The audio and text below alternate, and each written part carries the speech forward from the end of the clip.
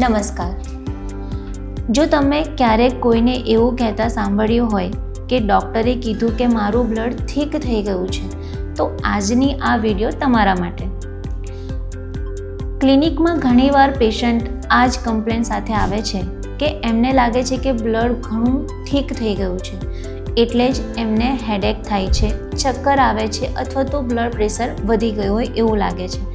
પણ અહીંયા એક ખૂબ ઇમ્પોર્ટન્ટ વાત સમજવાની જરૂર છે કે મેડિકલ સાયન્સમાં બ્લડ થીક થવું કોઈ ઓફિશિયલ ડાયગ્નોસિસ નથી. આ એક કોમન ટર્મ છે જે લોકો અલગ અલગ કન્ડિશન માટે વાપરે છે. ક્યારેક ડિહાઇડ્રેશનના કારણે બ્લડ થોડું સામાન્ય માટે કન્સન્ટ્રેટેડ થઈ શકે છે, ક્યારેક રેડ બ્લડ સેલની સંખ્યા વધી જાય છે, ક્યારેક ડાયાબિટીસ અથવા તો સ્મોકિંગના કારણે બ્લડ વેસલ અને ક્લોટિંગનો રિસ્ક વધી જાય છે. એટલે ફક્ત બ્લડ થીક છે એટલું કહી દેવું પૂરતું નથી. જરૂરી એ છે કે એની પાછળનું અસલી કારણ શું છે, અને એટલે જ બોડી પણ કેટલાક વોર્નિંગ સાઇન આપવા લાગે છે જેને બિલકુલ ઇગ્નોર ના કરવા જોઈએ. સૌથી પહેલું સિમ્ટમ્સ છે વારંવાર હેડેક થવું, ખાસ કરીને જો પહેલાં આવું થતું ના હોય. જ્યારે બ્લડ સર્ક્યુલેશન અથવા તો ઓક્સિજન ડિલિવરીમાં પ્રોબ્લેમ આવે છે ત્યારે કેટલાક લોકોને રિકરન્ટ હેડેક થઈ શકે છે. દરેક હેડેકનો અર્થ બ્લડની પ્રોબ્લેમ હોય એવું પણ નથી, પણ જો આ વારંવાર થતું હોય તો ડૉક્ટર પાસે ઇવેલ્યુશન જરૂર કરાવવું જોઈએ. બીજું સિમ્ટમ્સ છે વારંવાર ચક્કર આવવા અથવા તો ધૂંધળું દેખાવું. બ્રેનમાં અને આંખોને સતત બ્લડ સપ્લાયની જરૂર હોય છે. જો સર્ક્યુલેશન અફેક્ટ થાય અથવા તો બ્લડની કોઈ કન્ડિશનના કારણે બ્લડ ફ્લો પર અસર પડતી હોય તો ચક્કર આવવા અથવા તો ધૂંધળું દેખાવા જેવા સિમ્ટમ્સ થઈ શકે છે. ત્રીજું સિમ્ટમ્સ છે હાથ અથવા તો પગમાં ઝંઝનાટી આવવી અથવા તો સૂન્ન પડી જવા. ઘણા લોકો એને વિટામિન ડેફિશિયન્સી સમજીને ઇગ્નોર કરી દે છે, પણ જો બ્લડ સર્ક્યુલેશન અથવા તો ક્લોટિંગ સાથે જોડાયેલી કોઈ પણ પ્રોબ્લેમ હોય તો ક્યારેક નવ સુધી બ્લડ સપ્લાય પણ અફેક્ટ થઈ શકે છે. એટલે સતત નમ્બનેસને નોર્મલ ના માનો. ચોથું સિમ્ટમ્સ છે ખૂબ જલ્દી થાકી જવું અથવા તો શ્વાસ ફૂલવું. આ સિમ્ટમ્સ ફક્ત હાર્ટ અથવા તો લંગ્સના કારણે જ નથી હોતું. બ્લડ સાથે જોડાયેલી કેટલીક કન્ડિશનના લીધે પણ બોડી અને ટિશ્યુને ઓક્સિજન મળતો નથી. આ સિમ્ટમ્સ ફક્ત હાર્ટ અથવા તો લંગ્સના કારણે જ નથી થતો.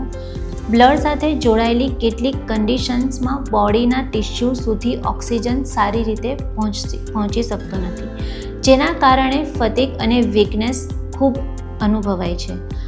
પાંચમું સિમ્ટમ્સ સૌથી ડેન્જર છે અને એ છે કે પગમાં અચાનક દુખાવો, સોજો આવવો અથવા તો લાલ પડી જવું. જો એક પગમાં અચાનક સોજો આવી જાય, ચાલતી વખતે દુખાવો થાય અથવા તો સ્કિન ગરમ લાગે તો એ ડીપ વેન થ્રોમ્બોસિસ એટલે કે ડીવીટી કે જે બ્લડ ક્લોટનો સિગ્નલ પણ હોઈ શકે છે. આવી સિચ્યુએશનને ક્યારેય ઇગ્નોર ના કરો, કેમ કે જો ક્લોટ તૂટીને લંગ્સ સુધી પહોંચી જાય તો આ મેડિકલ ઇમરજન્સી બની શકે છે. ચોથું સિમ્ટમ્સ છે ચેસ્ટ પેન અથવા તો અચાનક શ્વાસ લેવામાં તકલીફ પડવી. જો બ્લડ ક્લોટ લંગ્સ સુધી પહોંચી જાય અથવા તો હાર્ટની બ્લડ સપ્લાય અફેક્ટ થાય તો ચેસ્ટ પેન, સિવિયર બ્રેથલેસનેસ અથવા તો કોઈ કારણ વગર ડિસ્કમ્ફર્ટ થઈ શકે છે.